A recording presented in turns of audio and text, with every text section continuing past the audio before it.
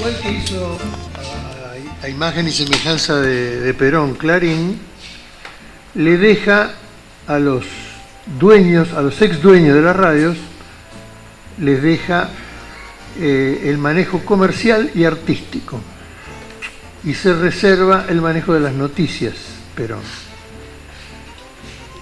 Que es lo mismo que hace Clarín después con los cables, exactamente lo mismo. Compra todos los cables con un artilugio, digamos, le iba pasando el fútbol a los cables para cagar al otro cable de cada lugar, y después al revés, una vez que compra barato el cable que estaba fundiéndose porque no tenía fútbol, le daba fútbol al que estaba fundido y al otro lo fundía y se lo compraba también por 2 mangos. Así tiene 256 canales de televisión el grupo Clarín. Y Perón hace lo mismo, y la gente que no quiso vender, por ejemplo gente de Mendoza, no le hizo nada, digamos. Quería, porque además les quedó el negocio a ellos, es decir, les quedó el negocio artístico y el negocio económico a los privados. Perón lo que quería asegurar es que las noticias, como cuando funda Telam, antes de ser presidente, no quería que las noticias, como había pasado en China y como había pasado en la India, la manejaba Reuters, Associated Press y todas las cadenas, digamos, que respondían al imperio inglés.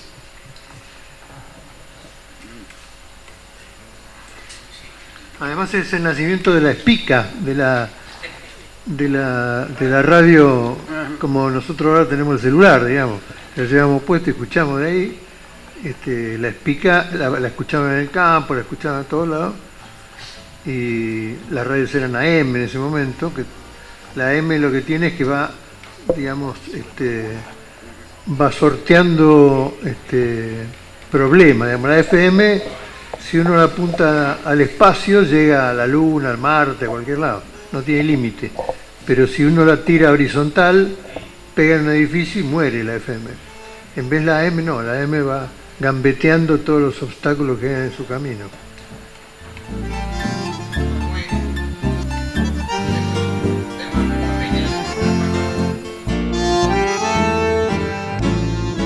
Por ahora, por lo menos, vamos a ver si se responde en conjunto, pero complementar tu intervención y tomando una cosa que decía Martín en relación a la estrategia de medios, ¿no?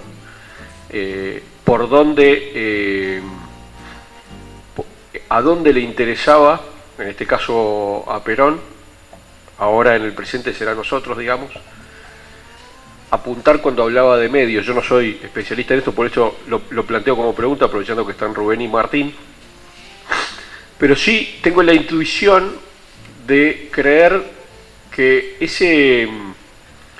esa utilización de la herramienta, del medio como herramienta, y la construcción del mensaje, ambas cosas. Vieron que los que saben de medios dicen que el medio también es el mensaje, ¿no? ¿Qué medio usar o qué herramienta usar para transmitir qué mensaje? Tiene que ser coherente, no puede ser contradictorio.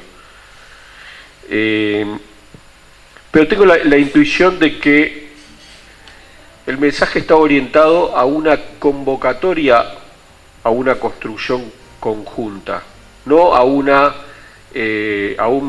cuestión meramente propagandística, digamos.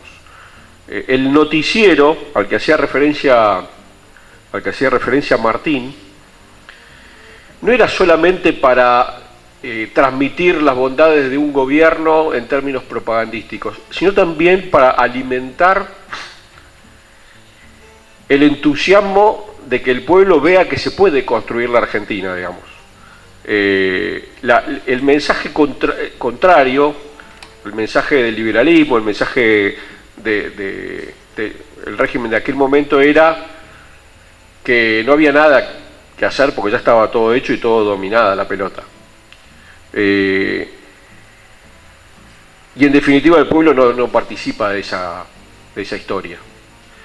A mí me da la sensación, y lo pongo en términos de pregunta, que la idea del mensaje del peronismo siempre fue convocante a la construcción conjunta, en su contenido y en el medio. Porque eso recibe la fuerza, no se agota en nosotros somos buenos porque hicimos una obra. Que eso no dice demasiado de qué es lo que tengo que hacer yo con eso, digamos, ¿no? Yo como ciudadano. En cambio, cuando lo hacen en términos de alimentar el entusiasmo común, de que cuando Néstor decía que la primera tarea era devolverle la autoestima al pueblo argentino en el 2003, estaba hablando de esto también, ¿no? Necesitamos que haya respuesta, que haya protagonismo, que haya entusiasmo, que haya que nos la creamos. Me parece que pasa por ahí. Pero bueno, lo dejo a Martín, que es el que sabe, y a Rubén. No, yo lo que digo es que la publicidad no puede sustituir a la realidad. La forma de concitar el apoyo del pueblo es hacer alguna cosa concreta a favor del pueblo. Yo no creo en la publicidad, yo me dedico a eso. Hice 9 campañas de gobernador y tuve en 3 presidenciales. No creo en la publicidad si no hay un signo de la realidad que abra un camino y establezca claramente una ruta para que el pueblo la vea. El pueblo ve enseguida la ruta. No hay que ser especialista para ver para dónde va un gobierno o qué es lo que pretende. Son los hechos.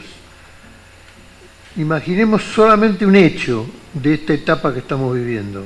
Si se hubiera estatizado Vicentín, nuestra historia hubiera cambiado absolutamente. Sin embargo, Vicentín es el nombre de la derrota electoral de medio término.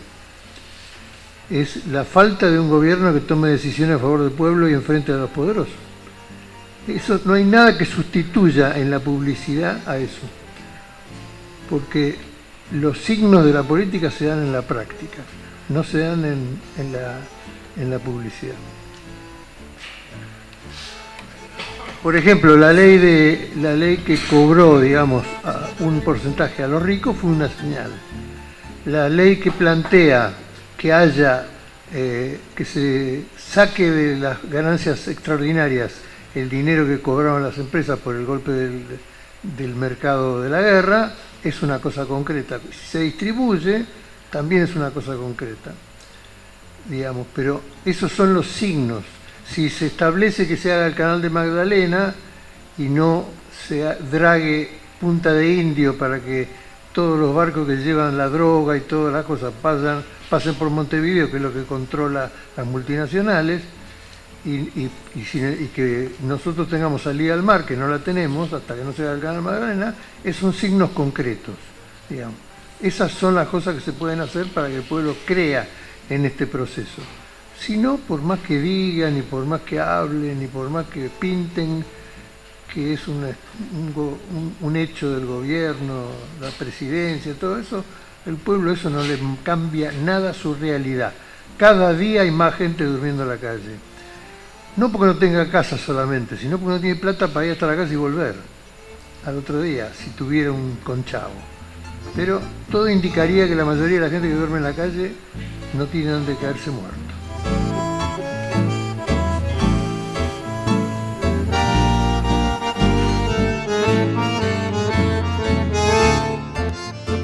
Invadido las vías de los trenes abandonadas de la Argentina para recuperarlas. Y no hay ningún programa del gobierno que diga que hay que recuperarlas. Está haciendo la gente espontáneamente. Como eso en 1000 cosas más. De manera tal que hay necesidades, sueños que recuperar y sueños que concretar. Digo, nosotros podemos nosotros motorizarlos, mostrarlos más claramente, que la gente sepa que existen estas situaciones. Nosotros podemos decir que queremos que los puertos vuelvan a ser del Estado y que no sean privados donde no sabemos ni lo que pasa. Esas son cosas concretas. Después la manera de comunicarlo, eso entra en los especialistas. Eso quería decir yo, no para como marketing, sino como modelo de comunicación o método de comunicación efectivo, retrotrayendo la tiza de carbón en el simbolismo de lo que es lo concreto. Esto es nada más. Gracias. Estuve en La Rioja, la capital, estuve en Tucumán, especialmente en Tafí Viejo, nada menos que Tafí Viejo, ferrocarril, y bueno, varios lugares más, en la quinta sesión electoral, varios distritos, lo último en Necochea. Y yo digo que hay distintos climas que yo observo, ¿no? A partir de esta discusión, distintos optimismos, distintos pesimismos. Hay regiones distintas. La Rioja, los compañeros de La Rioja y Tucumán están eufóricos. Al inverso de lo que nos pasa acá, en la provincia de Buenos Aires o en la Cava. Hay otro clima. Les cuento, en la capital de La Rioja están trabajando para recuperar la capital, que está en manos de los amarillos. Estaban en campaña de afiliación del partido. Tenían 30.000 afiliados y en 2 meses afiliaron 100.000. Tenían la meta de los 100.000, pasaron los 100.000 de afiliados, por ejemplo. En La Rioja, la capital. Tienen un objetivo, tienen un candidato, trabajan, todo el mundo en la calle, el partido funciona, un lugar donde confluyen. Tenemos un compañero allá, Carlos, que está del PJ Digital, que está ahí adentro incluso, que conoce y impresionantes. Lo mismo le pasó en Tafí Viejo, en Tucumán, y en otras regiones de Tucumán. Están bien, están confiados para el año que viene. Vengo acá, encuentro otro clima, así que me parece que estamos viviendo una situación de climas. Hay algo que yo todavía no tengo una explicación completa, ¿no? Pero el estado de bienestar que generó Perón a partir de 1943, profundizado en 46, en su primera presidencia, ese estado de bienestar que luego duró varias décadas, incluso, no sabían cómo destruirlo, ese estado de bienestar. Y lo primero que ve Perón el primer 17 de octubre, en el balcón, y la primera palabra que acusa es trabajadores, Perón, trabajadores. Y lo que ve Perón ahí es el movimiento obrero, fundamentalmente, acompañado luego por distintos grupos políticos, pero primero el movimiento obrero, la unidad, apareció un actor, un sujeto histórico imbatible que duró mucho tiempo. Esto duró hasta el golpe del 76 de Estado de Bienestar en Argentina. A partir del golpe con los desaparecidos, los 30.000 compañeros desaparecidos, comienza la destrucción de la industria y la fuente de trabajo. Los chicos de la calle que yo empiezo a ver, yo teníamos librería en Tandil y venía a Buenos Aires, en Constitución vi los primeros chicos de madrugada en Constitución abriendo la puerta, la primera vez que lo veía yo, y eso me crié acá en la paternal yo. Los vi los chicos, los vi a partir del 70, sí, comienza la destrucción del modelo peronista con la dictadura del 76, el esquema, y comienza la destrucción. Hoy no tenemos eso que vio Perón en Plaza de Mayo, no tenemos esa unidad blanca-azul que vio. Hoy tenemos por lo menos 3 movimientos obreros distintos. No me refiero a la organización, me refiero como modelo social. Tenemos el tradicional, tenemos los movimientos sociales y tenemos la nueva generación de trabajo distinto, tecnológico, que genera un nuevo movimiento obrero que todavía no lo encontramos. A eso hay que encontrarle la vuelta, más allá de la acción de gobierno que genere, etcétera. Pero digamos, como organización política tenemos que entender que hay un nuevo sujeto histórico, que por ahí no hay un sujeto histórico, hay sujetos históricos, hay distintos. Tenemos que pensar en la organización de todo esto para ir recreando el movimiento nacional. Nosotros tenemos problemas en la conducción, eso está claro. Tenemos problemas en la conducción. Uno más acá, uno más allá, tenemos conducción. Acá si no, los problemas comienzan siempre en la conducción, no abajo. Nosotros cumplimos orden, voté a Alberto, votamos a Alberto. Alberto Cristina es Cristina. Hubiera sido Cristina Alberto, mejor lo hubieran votado. Pero nosotros cumplimos órdenes. Ahora, ¿dónde se ubicaba Perón en esa campaña que estamos hablando, esa primera campaña? ¿Dónde se ubicaba él como conductor? En el medio, no del medio de los conflictos sociales, en el medio de su movimiento que estaba creando. Lo que estaban, y esto duró mucho tiempo, lo que voy a decir, lo que estaban a la derecha lo veían a la izquierda, Perón. Lo que estaban a la izquierda lo veían a la derecha, Perón.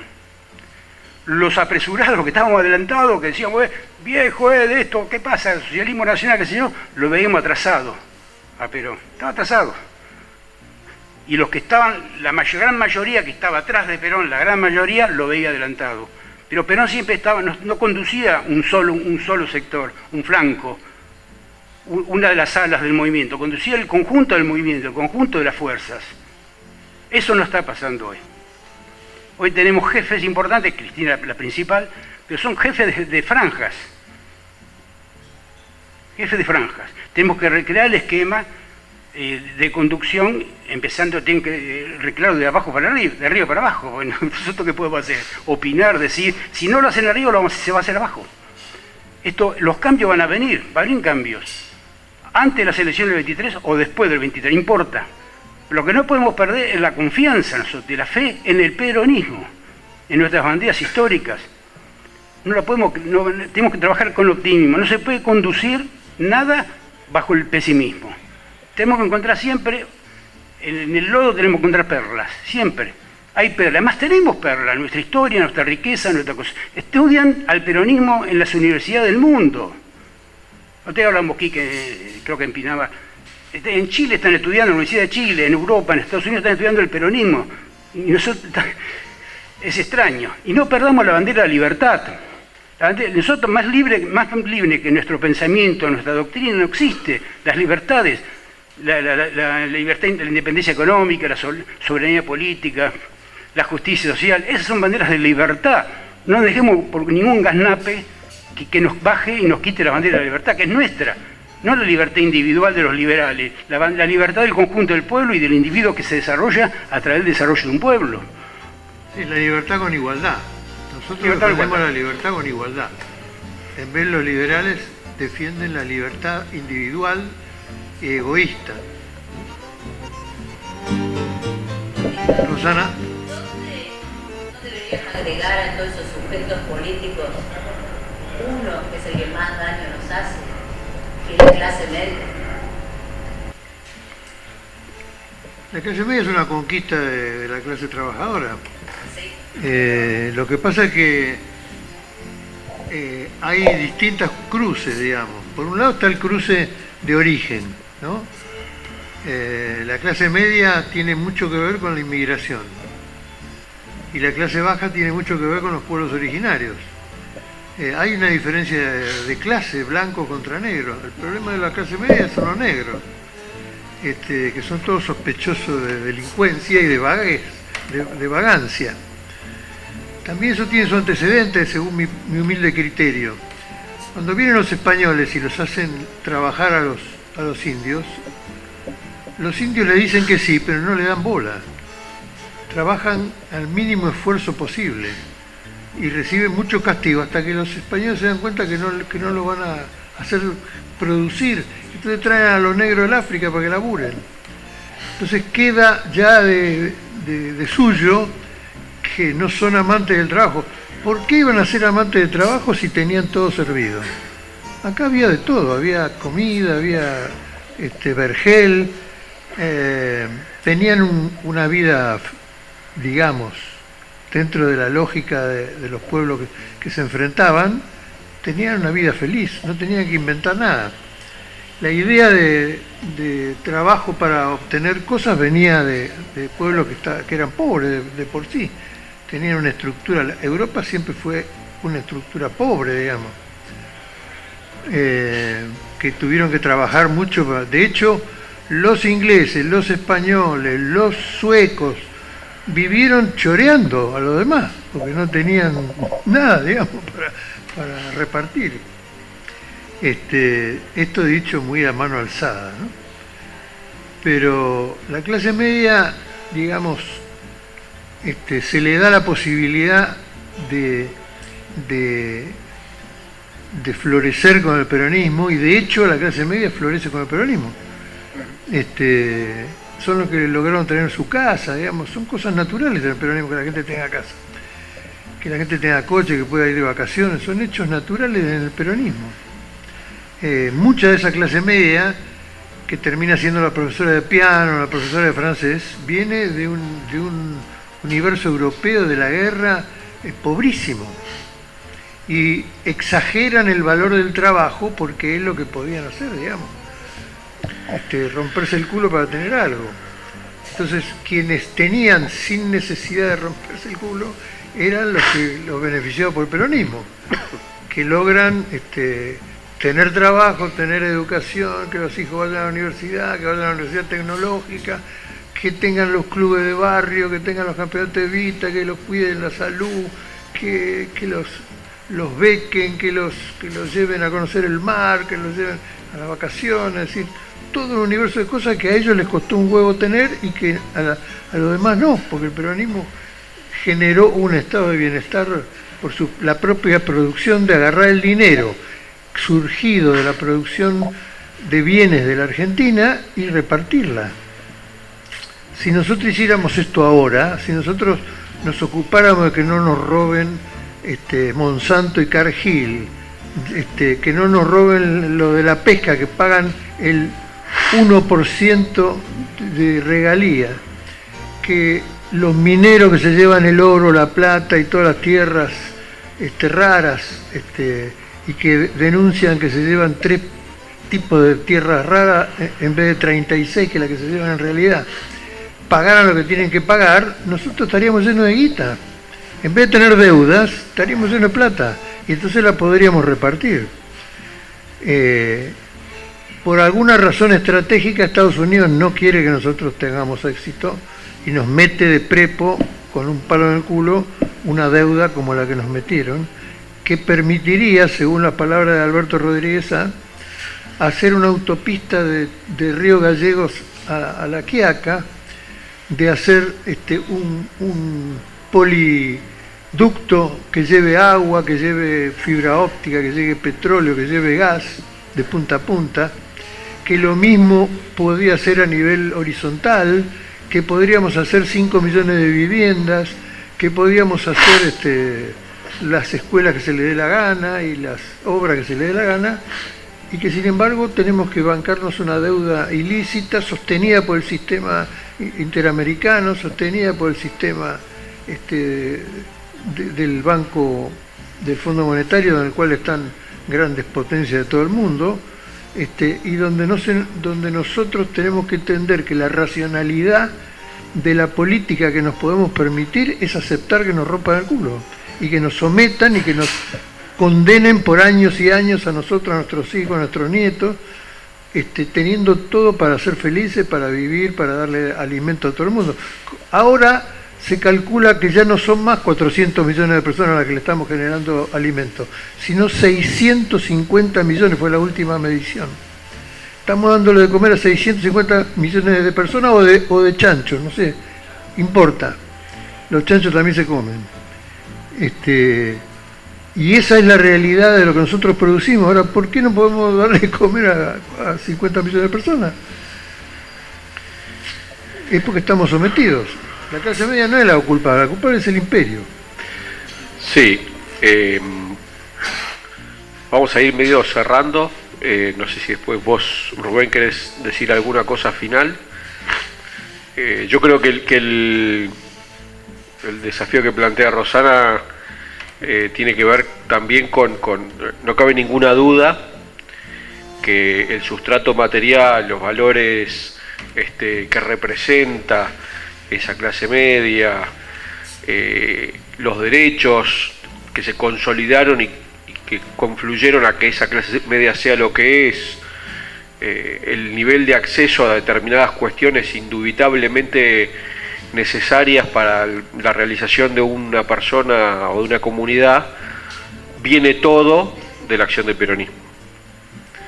Salario, aguinaldo, vacaciones, vivienda, servicios, universidad, tecnología, todo eso viene de la realización del peronismo y consolida un sustrato social distinto, superado. El mensaje originario que era incorporemos a esa vida a un montón de sectores humildes que no accedían a ese nivel de vida. Cuando digo nivel de vida digo lo material, pero también lo otro. Pareciera ser como que quedamos con esa foto y dejamos de hablarle a la persona a la que le habíamos hecho acceder a todo esto, ¿no? Que está en otra situación, o por lo menos que estuvo en otra situación. Ahora hay que ver cómo es esa condición. Pero sin duda pasás a observar como una cosa amenazante el mensaje nuestro, en vez de un mensaje que consolide tu posición y la hagas propia a partir de quien te la garantizó, que es el peronismo. Es interesante, obviamente, que cuando hablamos de trabajo, que Rubén decía muy inteligentemente, hay 3 universos de trabajadores mínimo, puede haber más, 3 universos de trabajadores a los que tenemos que dirigir nuestra mirada para representarlos. Está hablando también de eso, a mi modo de ver, está hablando también de eso, porque hay un universo de trabajo que es todo lo que representa al sector medio, otra calidad de trabajo, otro tipo de trabajo, todo el sistema PYME, todo el sistema comercio, bueno, todo eso también forma parte del sujeto trabajador, pero hay que saber interpelarlo también en sus miedos, en sus aspiraciones, pero también en sus miedos, porque los miedos convierten al que siente ese miedo en una retracción en vez de una voluntad de avance. Y eso es lo que debemos interpretar para que el pueblo nos acompañe en un proceso de más transformación, de más derechos, de más igualdad, como dice también bien Martín. Creo que el ejemplo del libro, y yo termino y le doy el final a Martín y a Rubén, el ejemplo del libro es 2 cosas: cómo una idea se puede poner en práctica con planificación, con conciencia, con organización, con inteligencia y con convocatoria para que el pueblo participe de esto. Y una de las cosas que mencionó Rubén es cómo una victoria electoral se convierte desde antes de la elección. Que eso tiene otra cara, que es cómo una derrota electoral se convierte desde antes de la elección. Es decir, nosotros hoy estamos llamados a construir una victoria electoral, pero primero tiene que ser política, como fue el caso que relata este libro. Martín y...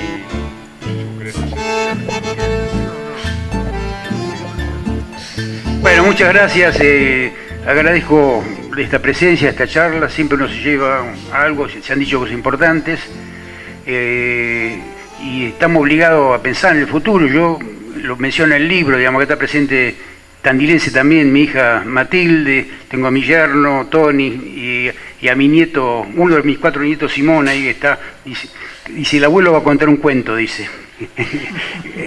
Y no sé, más o menos, sí. Bueno, muchas gracias a todos y no lo olvidemos de que lo que decía Perón, ¿no? Cada uno de nosotros tiene un bastón de mariscal en la mochila, así que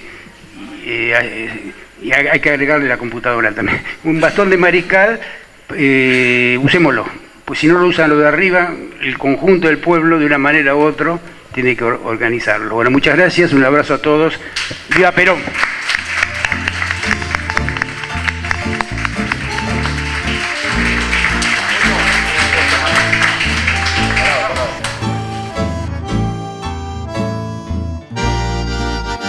Estamos en el Espacio Mujica, en la presentación del libro Perón en Campaña, con invitación de los dueños de casa, de Soberanos, y el apoyo del PJ Digital, Mariano Pinedo, integrante de todos los espacios. Bueno, ya sobre el final de esto, 2 horas largas hablando de peronismo. Sí, es un libro muy importante, Rubén Sentís, Perón en Campaña, un libro que lo leí 2 veces ya, me motiva siempre nuevas reflexiones. Es un libro histórico que cuenta el proceso de la campaña electoral del año 45-46, digamos, para la elección de febrero del 46, pero que es un libro que tiene mucha enseñanza de cómo, a mi manera de ver y en mi interpretación del libro, de cómo la idea desarrollada, concebida y vislumbrada por Perón desde la constitución del GO, con el resto de los coroneles, fue concretada no solo a partir del albur de 17 de octubre de 1945, sino a partir de una concepción, de una planificación que tenía por objeto, ya desde antes del 17 de octubre, validar el proceso con elecciones. Hace poquito escuchábamos, y también lo cuenta el libro, cómo Perón le planteó al gobierno de la Revolución del 43 el llamado a elecciones ya antes del 17 de octubre. Y bueno, el 17 de octubre conmovió de tal manera la historia argentina que no quedó más remedio que hacerlo, pero él ya tenía pensado ese proceso, la necesidad de validar y de darle formalidad política electoral al proceso político, a la revolución política que tenía pensada.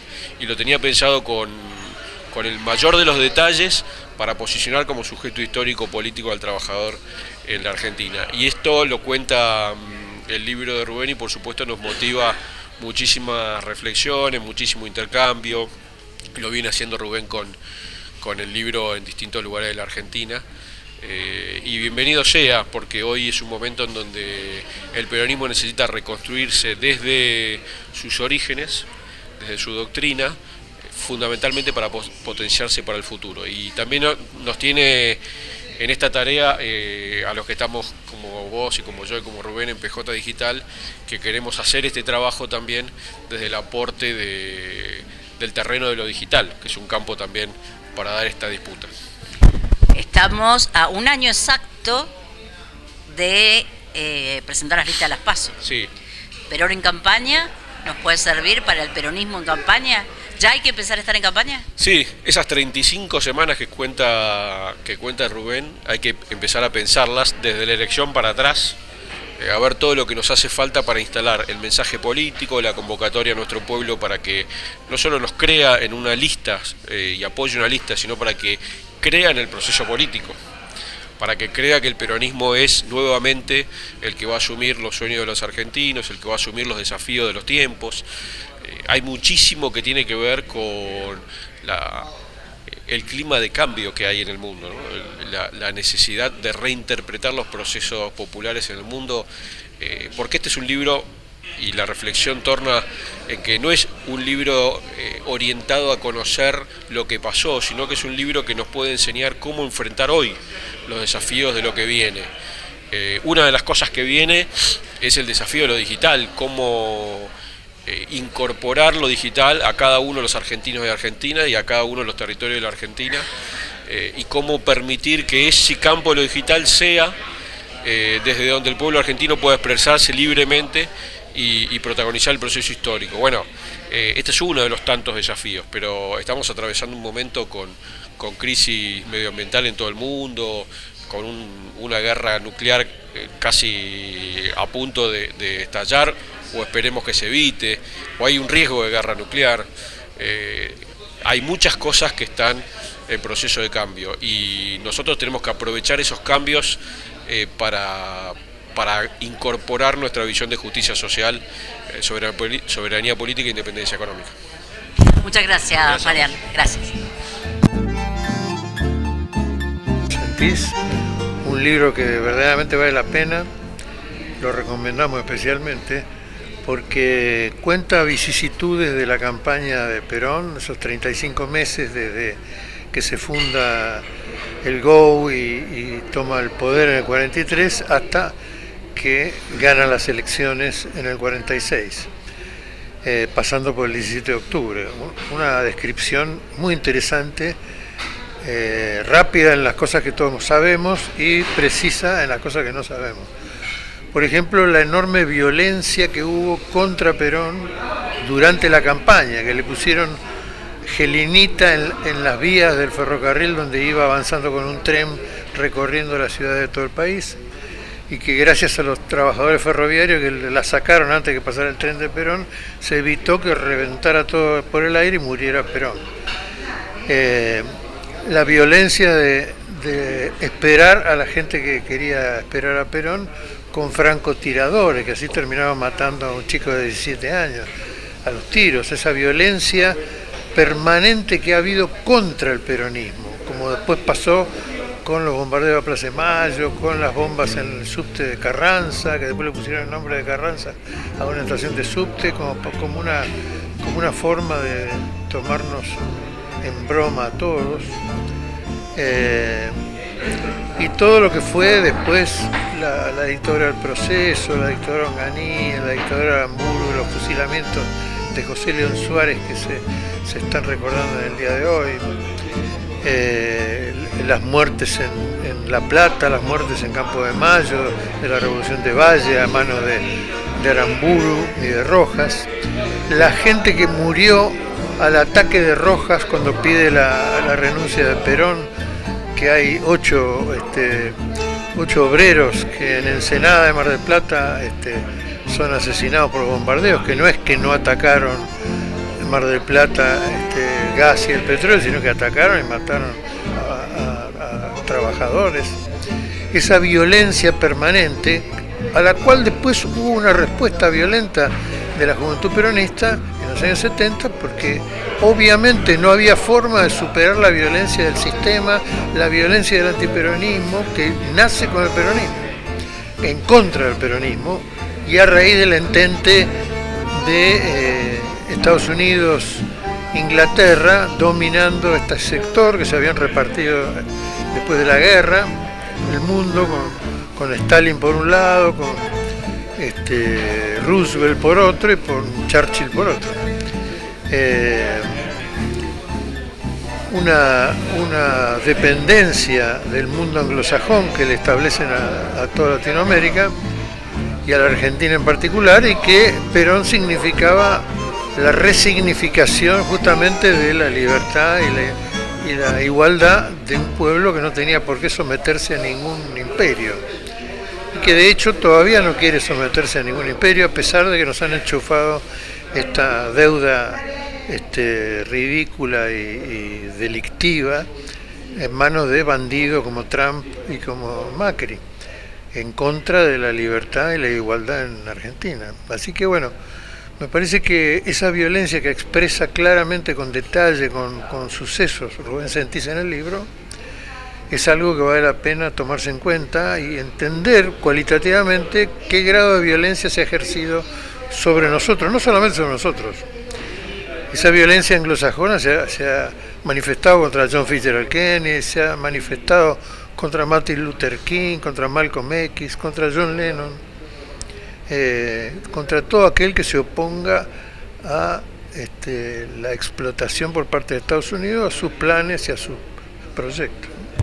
Además de un documento histórico interesante, y como bien decías, por ahí con detalles que desconocíamos de esa campaña, ¿lo ves como una herramienta inspiradora para el desafío electoral al cual nos encaminamos en el 2023? Sí, toda verdad es herramienta de progreso, digamos. Me parece muy interesante, pero además es un libro apasionante para leer, porque cuenta con la narración de los diarios locales, la llegada de Perón, la llegada de Evita. Vi tu ejemplar marcado por todos lados. Sí, porque lo leí con mucha fruición, anoté cosas para recordar en mi programa de radio, para reproducir, porque me parece interesante que la gente sepa cosas que ha descubierto Rubén Sentís en su investigación que nosotros no sabíamos. ¿Perón hoy utilizaría los medios digitales? Totalmente, sí, estaría a la vanguardia del uso de TikTok y de todas las redes. Gracias, Martín. Gracias.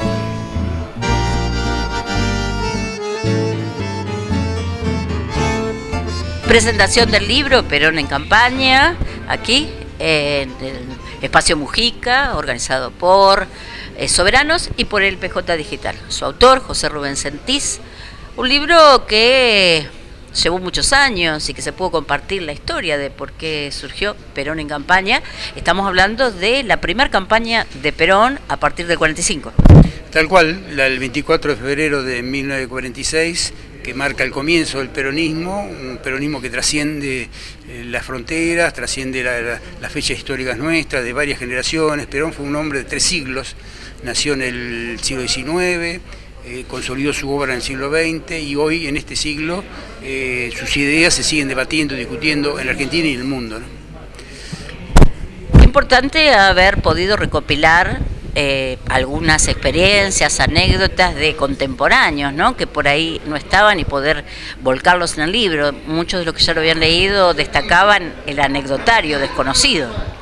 Tal cual, sí. El tema que en los orígenes, uno cuando empieza a ver los orígenes del peronismo en los distritos, en las regiones, en las provincias de abajo, se encuentra que hay historias no coinciden con, la historia oficial no coinciden con los relatos orales que vamos encontrando, y es necesario que el peronismo conforme, es una actividad que está proponiendo el PJ Digital, lo puede realizar perfectamente, de crear un corpus de historias distritales en una base única de datos donde se puede acceder todo el mundo, para ir sumando ahí todas esas ideas, como fue en el 60 el revisionismo histórico nacional antimitrista. Hoy hay que plantear un revisionismo distrital de las historias del peronismo para encontrar uno y otro, encontrar una mejor verdad de lo que ha pasado, ¿no? Esa campaña estaba basada, por lo que escuchábamos, en tren y en radio como dos principales herramientas. Sí, 3 viajes en tren y 1 en buque por el Paraná. 3 viajes en tren que arrancó el 26 de diciembre del 45, un día después de Navidad, sin tener su candidatura oficializada, no tiene compañía de fórmula, no está ningún candidato ni a diputado ni a nada oficializado. Recién comienza en enero estas oficializaciones. Perón sale en campaña ya sintiéndose que podía ser que el triunfo estaba ahí, porque había realizado una labor en la Secretaría de Trabajo y Previsión especialmente, donde llegó el corazón de los argentinos, especialmente de los trabajadores. Así que esa recorrida, esa campaña fue realmente hermosa, porque hubo hasta piquetes en trenes, paraba la gente para que charlar, se paraban ahí, no en contra Perón, sino para verlo a Perón y Eva, que viajaba con él en ese tren. Así que ha sido, por lo que voy encontrando, un viaje hermoso de 3 viajes, de 2 meses, 3 viajes en tren y 1 en buque. El buque en Paraná también ha sido inédito, grandes fiestas, guitarreadas, poemas, recitado de poemas, etc. Así que realmente debe haber sido, envidio a los que participaron de aquella gesta, emocionante, porque ha sido la primera base, la piedra fundamental nuestra de nacimiento, ¿no? Hoy en la Ciudad Autónoma de Buenos Aires, también en algunos lugares de la provincia de Buenos Aires, pero en algunas provincias también de la Argentina se ha ido presentando. Cada lugar tiene su percepción distinta. Sí, noto clima distinto, todo el mundo se emociona con estos temas, se emocionan. Sí, volver a Perón. Volver a Perón, sí, volver a las fuentes, la historia nos interpela, no es quedarnos atados al pasado, digamos, la idea es que nos interpele, qué nos está pasando, cómo es el tema de la conducción, qué pasa. Hoy por hoy tenemos una crisis, a mi entender, humilde entender, crisis en el horizonte directivo.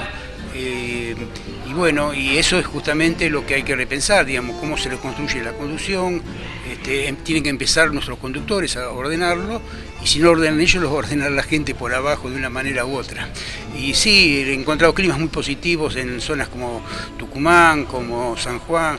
El año anterior he viajado en Catamarca sin el libro, pero encontré ese clima también de entusiasmo, que me cuesta encontrarlo por estos pagos. Y bueno, he estado en la capital de la provincia, en La Plata, mucho de la quinta sesión electoral. Hace poco estuvimos en Necochea, vamos a ir a Mar del Plata dentro de pocas semanas, Balcarce también, así que bueno, me falta Tandil, que lo voy a hacer en agosto. En agosto, la Feria del Libro de Tandil, sí.